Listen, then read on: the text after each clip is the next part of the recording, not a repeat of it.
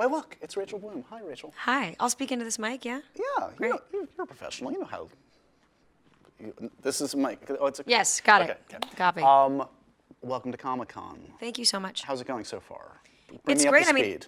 I'm doing press. I mean, I haven't really done the con, to be honest. Right, you don't have a sense of like the wonderful madness outside these I've been to rooms. Comic-Con, and it's crazy. Okay. And I'm excited to be here. It's lovely outside. Yes. You wouldn't know it from this windowless loft they have you in, but it's Right. lovely. No, I'm not allowed outside.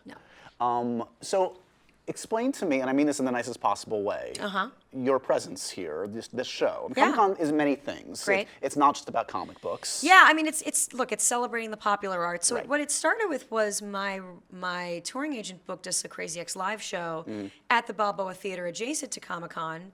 And we thought, well, we're a genre show, we're Right. a musical, we have intense fandom, can we get a panel? And we got a panel. Nice.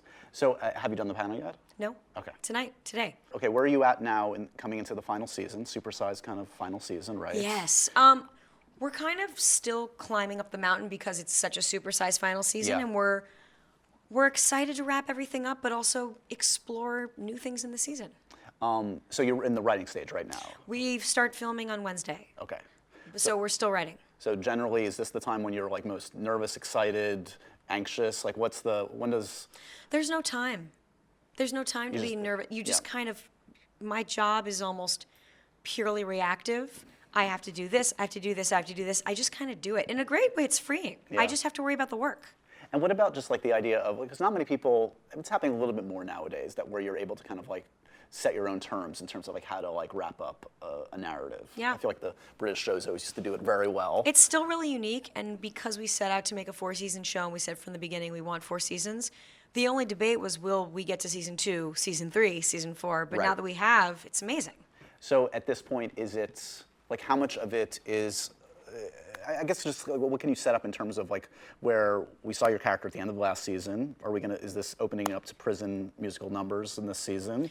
A lot of people have asked about a Cell Block Tango number. There is a Cell Block Tango-ish number coming. Okay. But it's not what you think. And what was the first part of the question? I don't remember where I am. It's gonna be great. Okay. It's gonna be great.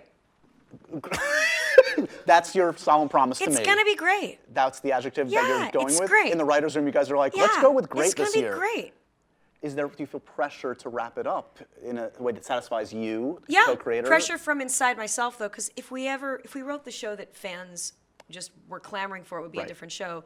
All we can do is write the show we'd want to watch. Right. So how reactive are you to what's the interaction between you and what the fans say about you or the show, et cetera? Have you kind of learned to figure out how to manage that? I mean, the episodes are written and filmed before they air, and Let's get back in the edit I room, know guys. a lot of the episodes are in the can before. Yeah.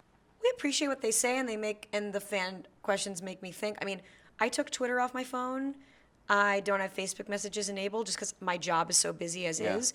So I will find out from like when I go on Twitter on the desktop what fan questions are, and obviously there are questions when I do live events. Sure. But all I can do is just try to make the show. All we can do is make the show that we want to watch. Back to kind of themes about the character in the show. Where would you say Rebecca is at in the final season in terms of? How to put into practice the lessons that she's been slowly learning. Got it. And is that kind of like the mantra, like when you're in the writer's room and you guys are kind of like discussing it, like? Yeah, I mean, we have different ways of saying it, 2 steps forward, 1 step back, or 1 step forward, 2 steps back, Right. or rebirth, renewal. But that was always meant to be the season, is putting the pieces together.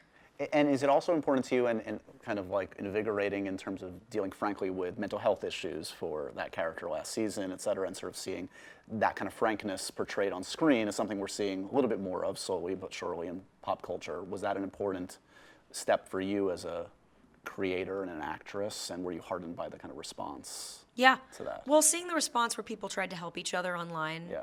and how the fans reached out to each other is amazing. And I think that just the ability to portray things that are true that aren't often seen on TV, let alone network TV, let alone a musical. Sure. The show, in its best form for me, was always the contrast between these very showy numbers and very subdued, quiet, real moments. Yep. And last season, we really got to do a lot of that. Yeah.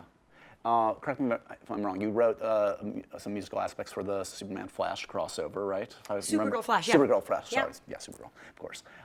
So, what was that experience like? And I'm just curious, since we are here at Comic-Con, do you think there is something inherently the do's and don'ts of sort of like certain superheroes that lend themselves to that format or not? I find that there's a lot of overlap between like comic book fandom, superhero fandom, sci-fi musical theater. There's a lot of overlap. I mean, Joss Whedon is a massive musical Sure. theater fan, right? Yep. And there's a lot of overlap, and I think because it's fantasy, it's escapism, it's high premise thinking, high concept thinking.